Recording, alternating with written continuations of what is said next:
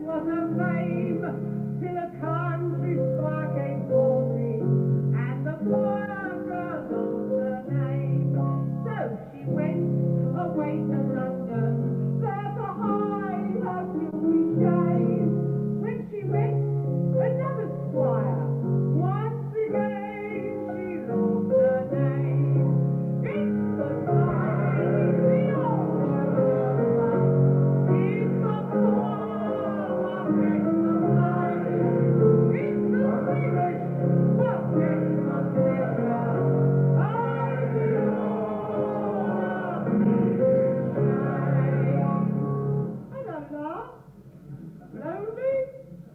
please yourself. Blimey, I knew him when he had nothing.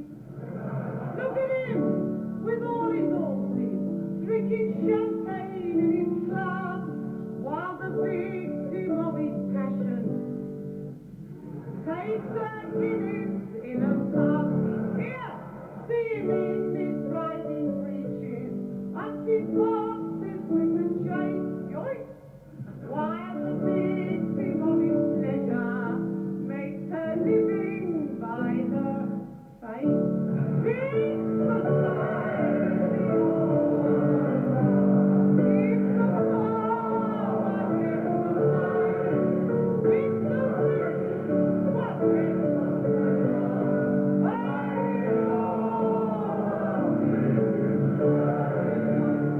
hello, Cheeky. Feel like a bit of company? And you. Then she met a velocity banker. Managed once to tell him all. There was no one else to take her, so she sold her soul for gold in a cottage down in Sussex, where her dreaming parents lived, drinking champagne what she sent them, but they never could forgive. Cecilia, it's the life, it's the power, it's the life, it's the wish, what makes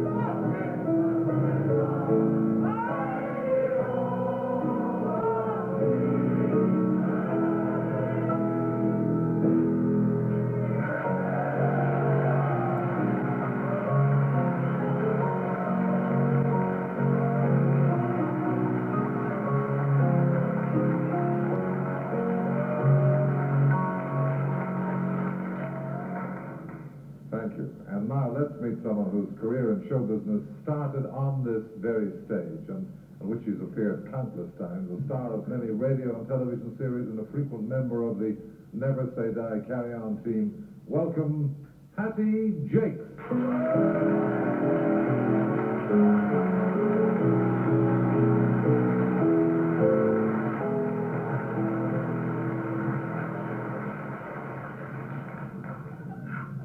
Well, I think it's fair to say, Hattie, isn't it?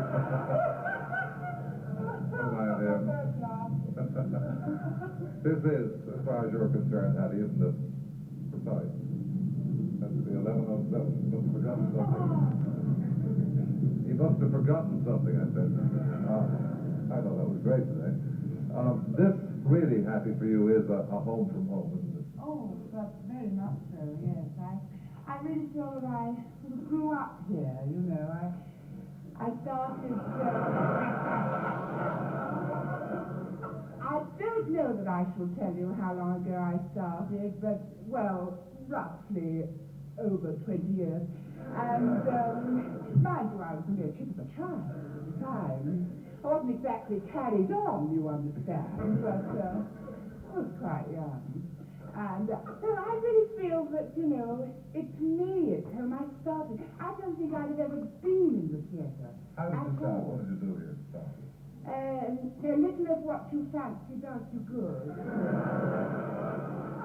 Obviously. But, you know, I was always stage struck, you see, and I couldn't really have been in the chorus. And I couldn't have been an ingenue, exactly.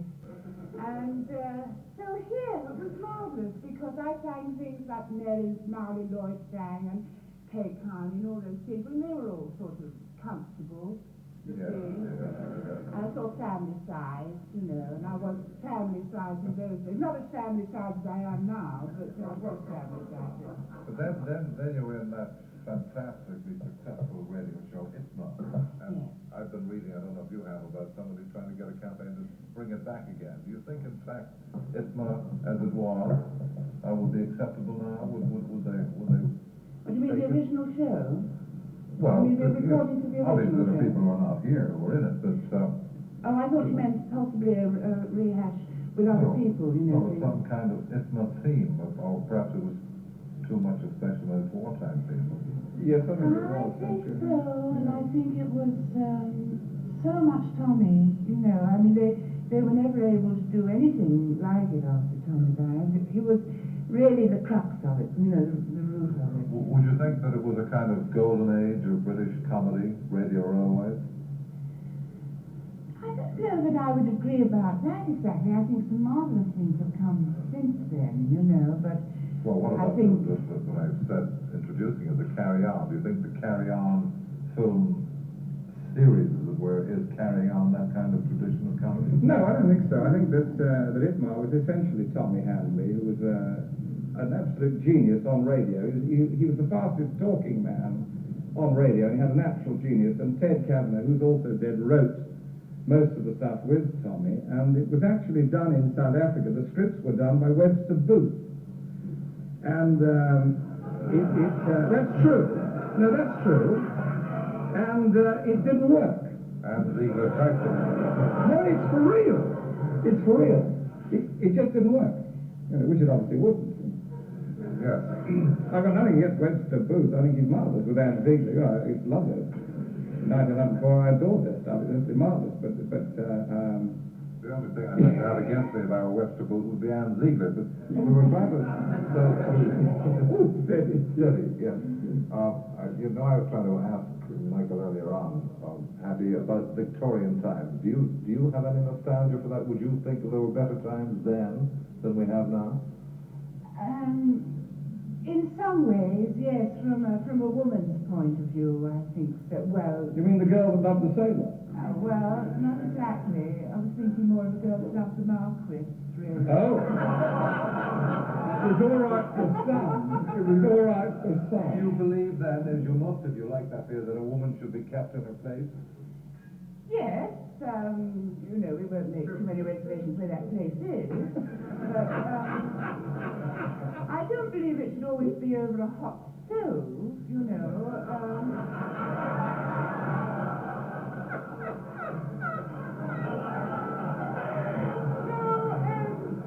What I was trying to say... Over a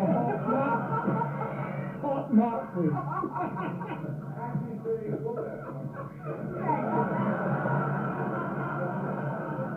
May I please introduce my next guest?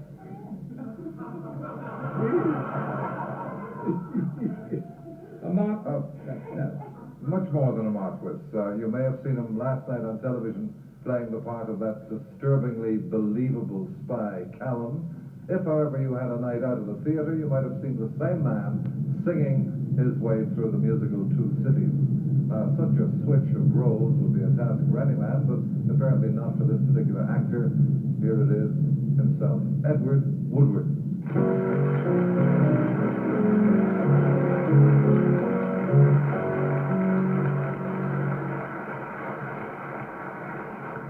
Getting filthy, this program, isn't it? Oh, well, the hot stove bit, Edward, I couldn't work that one out, but you've just felt as hot food here tonight from the theatre, and I trust you were in good voice. I'm sure you were. Yes, quite good voice. I was very happy. Just before I left the theatre, we had news through that we are definitely transferring the show, which is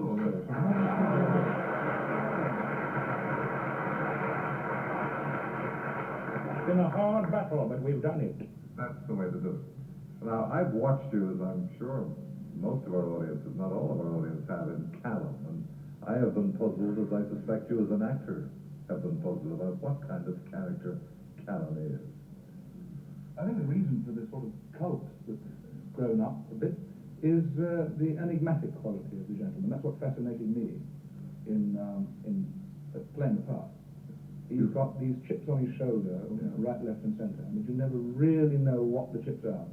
But now presumably you've come to terms with them.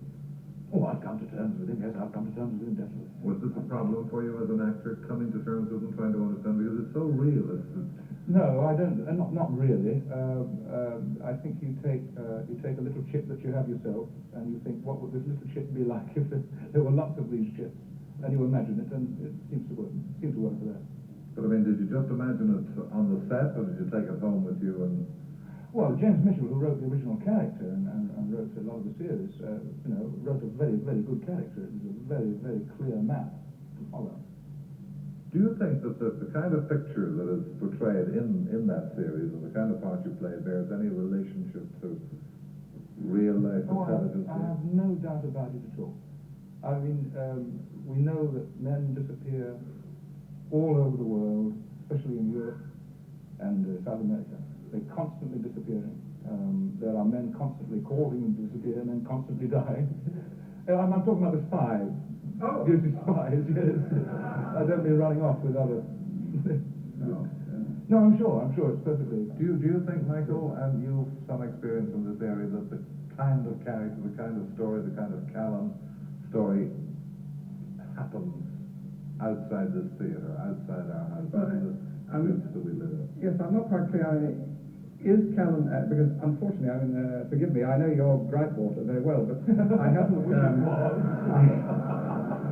I haven't seen the series because I've been in South Africa, but everybody's raving about it. It's a wonderful series. But is the character supposed to be an assassin working for MI5 or MI6 or which particular department? He is a gentleman who, when necessary, certainly becomes an assassin for an unnamed group within an organisation, presumably MI5, MI6.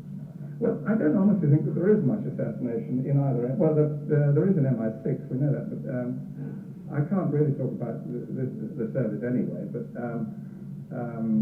the sort of thing that one met up with, I mean, we did assassination courses, obviously, and one of the things that we were taught to kill with was the thing that you cut cheese with in the international stores.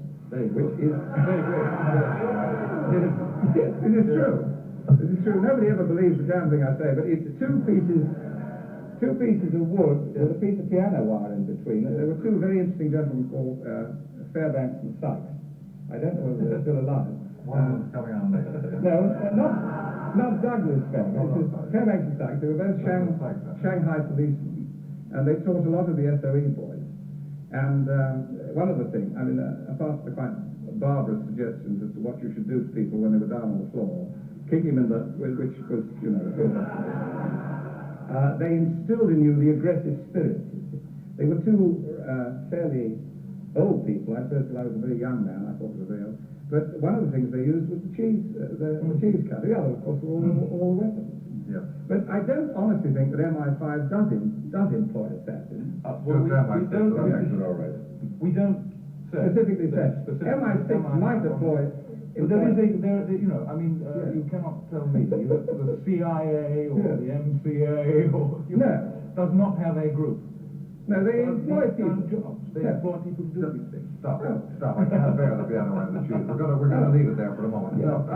You do it like this. You go, yes, all right. With your knees. We'll be back. It's better with the heel, actually. We're coming back. We're coming back to meet that fellow, you know, he's just been talking about. Hattie's television brother, Eric Sykes. And then we're going to have a sing-along, and I hope, Edward, we can persuade you to lead us again. Possibly, yes. Possibly. We'll work on it, but we'll see you then anyway. Yes, all right.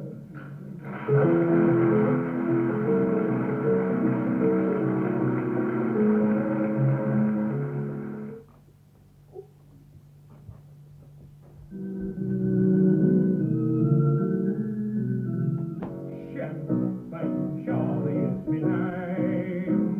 Champagne Charlie is my name. Good for any game at night, boys. Good for any game at night, boys. Champagne Charlie is my name. Champagne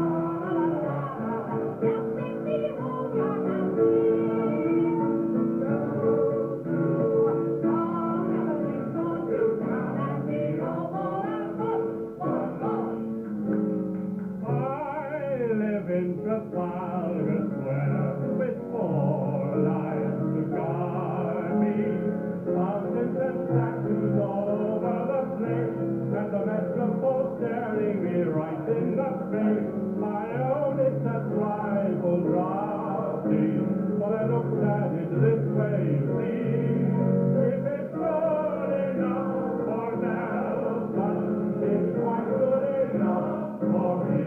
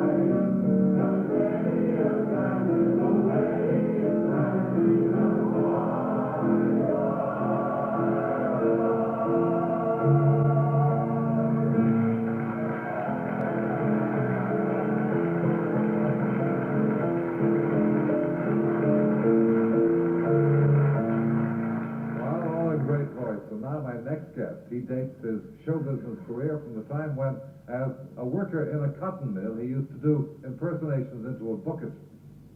Thankfully, he decided to leave that somewhat restricting field and become one of Britain's most successful entertainers. Now, I'm sure that all recall those hilarious days which he and Hattie had, in the shows they did for television.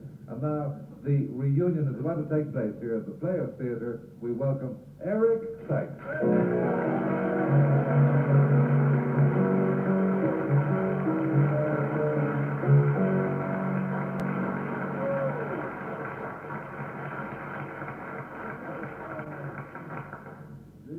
Good evening. Eric, are you pleased with the way Hattie's behaving tonight? Marvelous. Thank you, Eric. Lovely. Thank you, Eric. You just did.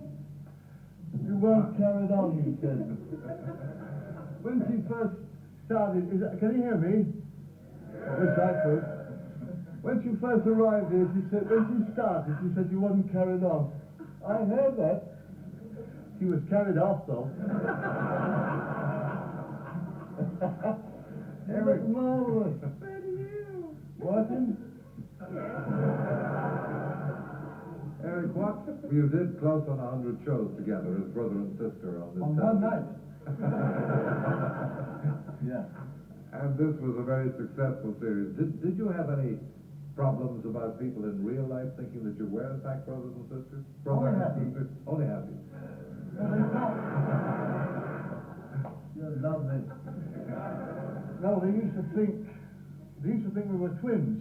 Isn't that a fact? That's natural enough, isn't it, really? And brother and sister, and then we were married, and eventually she was my mother. No, it's not true. Well, actually, one day, somebody came... One day. Well, yes. Somebody came to me and said, is it true that you're Eric Sykes' brother? And I said, no, actually, he's my sister. And this man said, well, I knew you were related in some way, but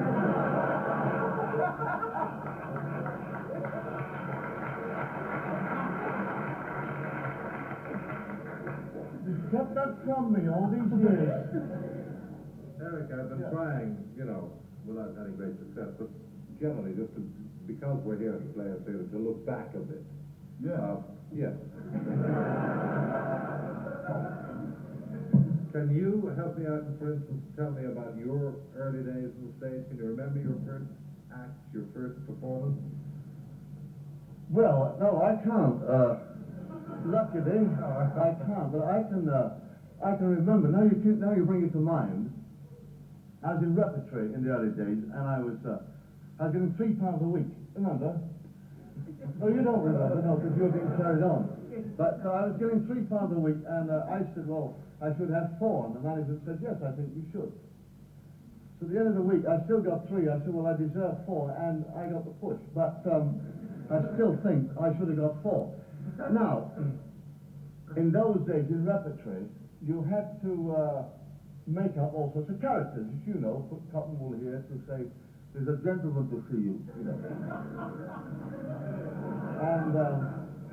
And he said, well, what's that with your mouth? He said, well, I got cotton wool here. He said, why, does it hurt? He said, no, it doesn't hurt. I just thought it would pick it up. Right, hang on. What's that up your back?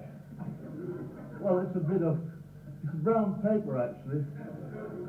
Well, I thought if I came on to you to pick it up. So, anyway. So I had to do it myself, blacked up, and it didn't get a laugh. So. But have I got a minute? You have, yes. So we did a play called Frida. It's a German play, and I played the part. I played the part of a German thing, and he had a scar over his eye. See. So I sat in front of a dressing room mirror, and I thought, well, how will I get a scar? And I got a piece of elastoplast and stuck the eye down like that, and then did the scar over it. So hello. So on the Tuesday, I couldn't see. But being a trooper, I kept up with it. This was all the draft. And it's a true story, isn't it? It is. You know, it's not in Peru, it's in England. And on the Thursday, my parents, who thought I was something in the city, I said, would you come and see the play? They said, yes, in the 4th row. And they saw, and I header. So afterwards, they came round the dressing room, and I'd taken it off, and I looked, and I said, what do you think of the play? It's a marvellous play, he said. So what do you think of the eye? He said, it's bloodshot. I said, no, but I had a scar all down it. He said, oh, it didn't show from the front.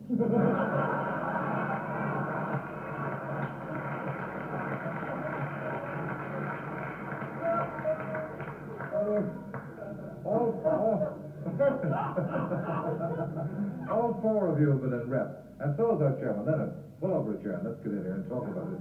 Any way you like, whatever you like yourself. Do you believe that last story was true? Oh, yes. Because unfortunately so do I. It has the ring of truth. It has. But what all of you have been in rep and playing at what, you're £3 a week or something? £2.10. 6. Did you play Loving It or saying, I'm waiting now to get the big break that's going to get me with Hattie Jacques or with Edward Sachs or what? No, you just did it. Yeah. And you loved it. Yes, you were young. Well, I worked with Robert Atkins, you know. Robert Atkins. I worked with Arthur Boucher. You don't remember that? I wasn't around then. No. Nobody was around. But I mean, did you really love it? You're not looking back at the Arthur Boucher very well. Now, did you in fact, Hattie, for instance, did you really love it, or is it looking back saying it was a struggle, but in fact the touring and Mrs. Higgins and her cast and the digs, in reality, would you have stayed with it? Because none of you did. Oh, of course. But you didn't. Oh, yeah. Well, we still do it, some of us. I've just been doing it. I've been in Oxford in rep. Playing Ibsen. You boy. No, lovely. Lovely playing the nastiest man in the world. I think it depends entirely what kind of rep. Yeah. I mean, you know, twice weekly rep. Twice weekly rep. I don't know. For goodness sake. And twice night. You know, you couldn't go on doing that for us. No, the one where you get very well known by the local audience. Yeah. So if you walk off, you go, hello. Hello, mother.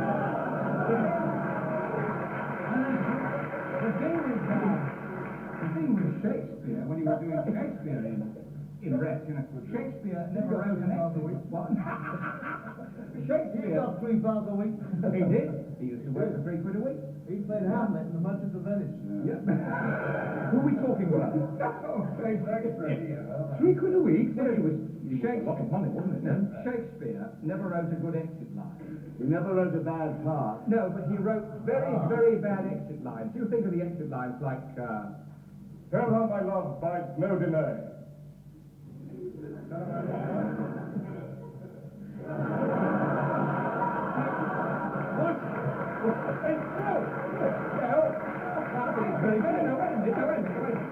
I played at the Westminster Theatre many years ago with Robert Atkins, and with Robert, and apart from the fact that the curtain came down, I was working with Helen Cherry in those days, you know, and Helen's a fairly tall girl, and I'm not all that tall. I had to wear lifts, you know, so that I was like that. And I came on to do the moonlight scene in the Merchant of Venice. You know, the moon shines bright. And the cab came down, and then the bar came down. And there we were, on the first night, this is true, with James Eamonn out front, it was a long time ago, and I'm standing there like this, with this thing down, and Robert Atkins leant out from the wings and he said, "I'll tear your bloody watches off."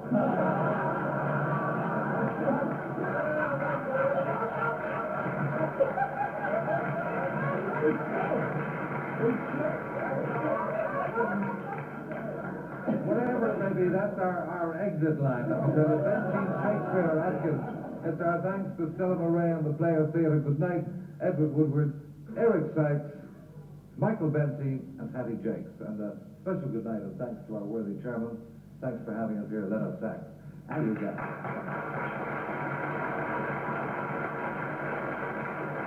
Just before we say goodnight, can we stick to custom and ask the entire company to lead the entire assemblage in the last chorus, Dear Old House. Ladies and gentlemen, the entire company, the entire orchestra with Mr. Jeffrey Bourne. But this time, she says,